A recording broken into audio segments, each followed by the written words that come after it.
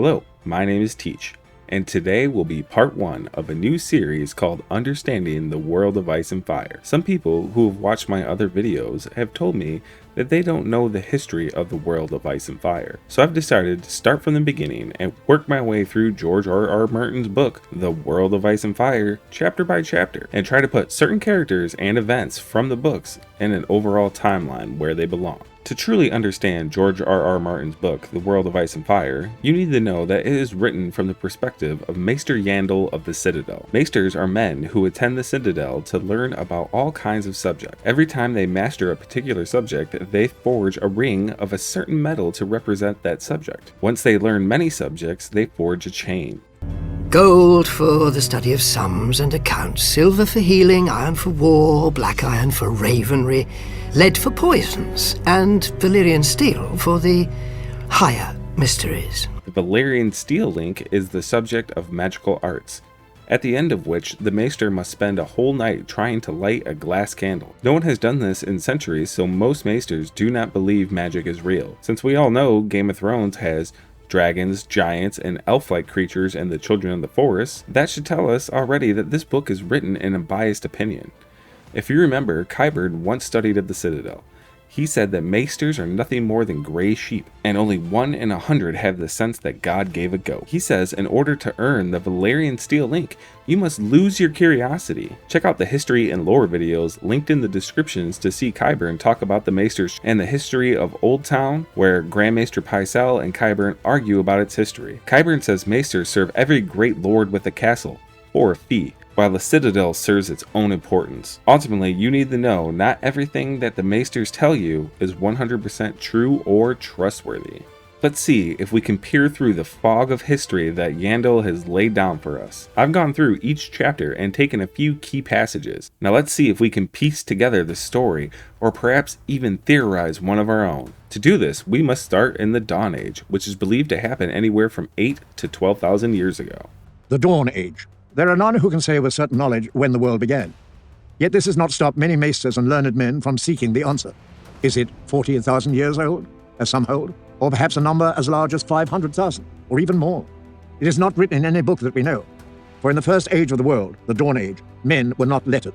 What little is known to us of those days is contained in the oldest of texts, the tales written down by the Andals, by the Valyrians, and by the Gascari, and even by those distant people of fabled Ashai. Yet however ancient those lettered races, they were not even children during the Dawn Age.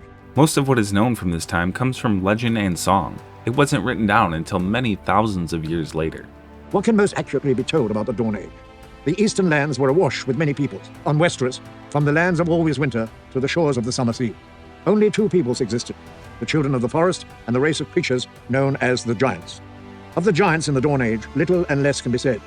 There is considerable evidence of burials among the giants. They remain creatures of the Dawn Age, even as the ages pass them by. The children of the forest are small as children, but dark and beautiful. They work no metal, but they had great art in working obsidian, what the small folk called dragonglass, while the Valyrians knew it by a word meaning frozen fire. The gods the children worshipped were the nameless ones that would one day become the gods of the first men, the innumerable gods of the streams and forests and stones. More than likely, this was just one god, a Mother Earth-type goddess. It was the children who carved the weirwoods with faces, perhaps to give eyes to their gods so that they might watch their worshippers. Notice how George says perhaps to give their gods eyes, so they may watch their worships. We know this to be true, because Bran and the three-eyed raven can see through the weirwood trees. That the green seers, the wise men of the children, were able to see through the eyes of the carved weirwoods. Mayhap some of the feats of the green seers have more to do with foolish tales than truth. They could not change their forms into those of beasts, as some would have it. But it seems true that they were capable of communicating with animals in a way that we cannot now achieve. It is from this that legends of skin changers or beastlings arose. When George says mayhaps some of the feats of the Greenseers have more to do with foolish tales than truth, we know this is a lie, because the Greenseers can see through the trees and warg animals. The Freys play a game called the Lord of the Crossing. In the game, the Lord of the Crossing stands in the middle of a bridge with a staff. When another player approaches, he says, "I am the Lord of the Crossing. Who goes there?" The other player presents his reasons why he should be allowed to cross. The Lord asks questions and makes them swear oaths. The player does not have to respond truthfully, but the oaths are binding, unless the player says mayhaps quickly enough that the Lord does not notice. Then the player must attempt to knock the Lord off the bridge.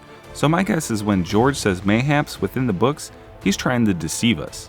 But if he says perhaps, there is some truth involved. But all the tales agree that the most common skin changers were men who controlled wolves, even dire wolves, and these had a special name among the wildlings, wargs. The most common skin changers were men. So does this mean that the Greenseers, the wise men of the children of the forest, didn't come around until after the first men came to Westeros? The children of the forest could speak with ravens and could make them repeat their words. According to Barth, this higher mystery was taught to the first men by the children, so that ravens could spread messages at a great distance. Legend further holds that the Greenseers could also delve into the past and see far into the future. The beasts of the woods and the giants were eventually joined by other, greater dangers, however. Among the Ironborn, it is said that the first men to come to the Iron Isles found the famous Seastone chair on Old Wick, but that the isles were uninhabited. If true, the nature and origins of the chair's makers are a mystery. So that ends the chapter of the Dawn Age. Before we go on to the coming of the first men, we have to jump way far forward because there's a little more that we need to know. The grasslands. It was here, amidst these grasses, that civilization was born in the Dawn Age. 10,000 years ago or more, when Westeros was yet a howling wilderness inhabited only by the giants and children of the forest. The histories of those days are lost to us, sad to say, for the kingdoms of the grass came and went in large measure before the race of man became literate. Only the legends persist.